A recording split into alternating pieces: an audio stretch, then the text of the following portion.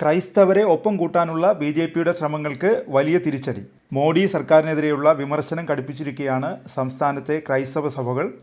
എന്നാൽ വിമർശനങ്ങളോട് സംസ്ഥാനത്തെ ബി.ജെ.പി നേതൃത്വം പ്രതികരിച്ചിട്ടില്ല. കഴിഞ്ഞ വർഷത്തെ ഈസ്റ്റർ, ക്രിസ്മസ് ദിനങ്ങളിൽ ക്രൈസ്തവ വീടുകളിൽ ബി.ജെ.പി നേതാക്കളും പ്രവർത്തകരും കേക്കും പലഹാരങ്ങളുമായി എത്തി പുതിയ സൗഹൃദത്തിന് പാലമിടാൻ ശ്രമിച്ചിരുന്നു.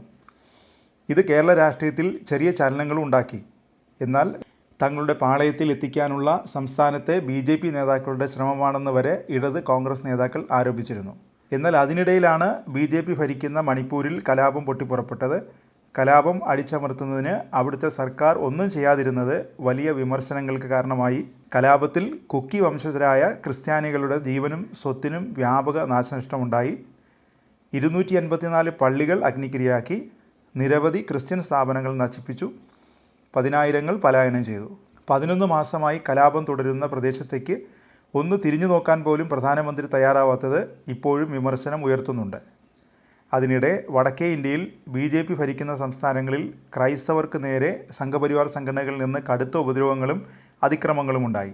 ക്രൈസ്തവർക്കെതിരെ മതപരിവർത്തന നിരോധന നിയമപ്രകാരം കേസെടുക്കുന്നതും പതിവായി. ഏറ്റവും ഒടുവിൽ ഈ വർഷം ജനുവരി 1 മുതൽ മാർച്ച് 15 വരെ 161 അതിക്രമങ്ങളുണ്ടായതായി റിപ്പോർട്ടുകൾ പുറത്തു വന്നു. ക്രിസ്ത്യൻ സ്കൂളുകൾക്കും അധ്യാപകരായ വൈദികർക്കും കന്യാസ്ത്രീകൾക്കുമെതിരെ ബി.ജെ.പി ഭരിക്കുന്ന സംസ്ഥാനങ്ങളിൽ പീഡനങ്ങൾ നടക്കുന്ന വിവരങ്ങൾ പുറത്തു വന്നിട്ടും ഫലപ്രദമായ ഇടപെടൽ ഉണ്ടാകുന്നില്ലെന്നാണ് സഭകളുടെ പരാതി. അതിനിടയിൽ മണിപ്പൂരിൽ ദുഃഖവെള്ളിയും ദുഃഖശനിയും ഈസ്റ്ററും സർക്കാർ പ്രവൃത്തി ദിനമായി പ്രഖ്യാപിച്ച് ഉത്തരവിറക്കി. രാജ്യവ്യാപക പ്രതിഷേധം ഉയർന്നതോടെ പിന്നീട് തീരുമാനം പിൻവലിച്ചു. ഈ സാഹചര്യങ്ങളെല്ലാം വിലയിരുത്തിക്കൊണ്ടാണ് സീറോ മലബാർ, ലത്തീൻ സഭകളിലെ മുതിർന്ന ബിഷപ്പുമാർ ബി.ജെ.പി സർക്കാരുകൾക്കെതിരെ ദുഃഖവെള്ളിയാഴ്ച പ്രസംഗത്തിൽ വിമർശനം ഉന്നയിച്ചത്. ഭയത്തോടുകൂടി ഒരു മനുഷ്യനെങ്കിലും രാജ്യത്ത് ജീവിക്കേണ്ടി വന്നാൽ അത് രാജ്യത്തിൻ്റെ പരാജയമാണെന്ന് ചങ്ങനാശ്ശേരി അതിരൂപതാ സഹായമെത്രാൻ മാർ തോമസ് തറയിൽ പറഞ്ഞു. ഭരണഘടന ഉറപ്പു നൽകുന്നത് ഏതു ന്യൂനപക്ഷങ്ങൾക്കും ഇവിടെ ഭയമില്ലാതെ ജീവിക്കാനുള്ള സാഹചര്യമാണ്. മതത്തിൻ്റെയും വർഗത്തിൻ്റെയും പേരിൽ ജനങ്ങളെ ഭയപ്പെടുത്തുന്ന ശക്തികളോട് ജാഗ്രത വേണമെന്നായിരുന്നു ബിഷപ്പ് തറയിൽ പറഞ്ഞത്. ക്രൈസ്തവർക്ക് ഈസ്റ്റർ ആഘോഷിക്കാൻ പോലും കഴിയാത്ത സാഹചര്യം രാജ്യത്ത് പലയിടത്തും ഉണ്ടെന്ന് സീറോ മലബാർ സഭാധ്യക്ഷൻ archbishop Mar Raphael Thattil പറഞ്ഞത് പെസഹ വ്യാഴത്തിലായിരുന്നു. മണിപ്പൂരിൽ മാത്രമല്ല, രാജ്യത്ത് പലയിടങ്ങളിലും ക്രൈസ്തവർ പീഡനം അനുഭവിക്കുന്നുണ്ടെന്നും പുറത്തറിയുന്ന സംഭവങ്ങൾ പരിമിതമാണെന്നും മാർ തട്ടിൽ പറഞ്ഞു.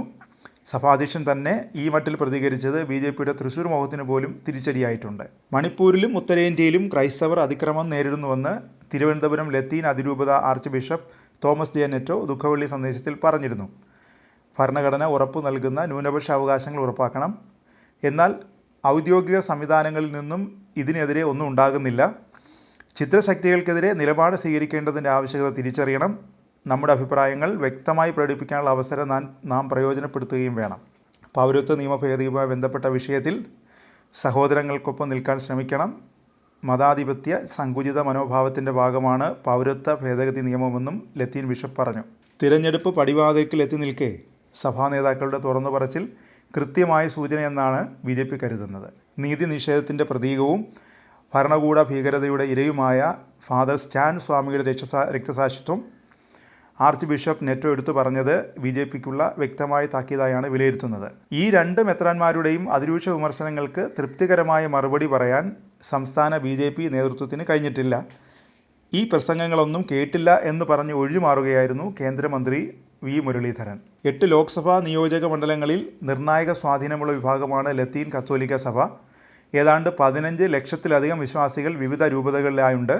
തിരുവനന്തപുരം, കൊല്ലം, ആലപ്പുഴ, എറണാകുളം, കോഴിക്കോട്, കണ്ണൂർ, കാസർഗോഡ് തുടങ്ങിയ മണ്ഡലങ്ങളിൽ നിർണായക സ്വാധീനം ചെലുത്താൻ കഴിവുള്ള സഭാവിഭാഗമാണിവർ. ബി.ജെ.പി വലിയ പ്രതീക്ഷ വെച്ച് പുലർത്തുന്ന നിയോജക മണ്ഡലങ്ങളിലൊന്നാണ് തിരുവനന്തപുരം. കഴിഞ്ഞ 2 തെരഞ്ഞെടുപ്പുകളിലും തീരപ്രദേശങ്ങളിൽ നിന്ന് ലഭിച്ച വോട്ടുകളാണ് ശശി തരൂരിൻ്റെ വിജയത്തിന് കാരണമായത്. വിഴിഞ്ഞ സമരവുമായി ബന്ധപ്പെട്ട് അദാനിക്ക് അനുകൂലമായ നിലപാട് തരൂർ സ്വീകരിച്ചതിൽ സഭയ്ക്ക് വിയോജിപ്പുണ്ടായിരുന്നു. തിരുവനന്തപുരം ലോക്സഭാ മണ്ഡലത്തിൽ ലത്തീൻ സഭാവിശ്വാസികൾ 2.5 ലക്ഷത്തിലധികം ഉണ്ടെന്നാണ് കണക്കാക്കുന്നത്.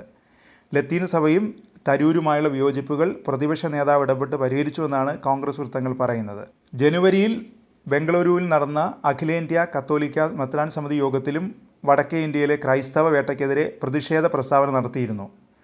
മതസ്വാതന്ത്ര്യത്തെ മാനിക്കുന്നവർക്ക് വോട്ട് നൽകണമെന്നായിരുന്നു CBCI സ്വീകരിച്ച നിലപാട്.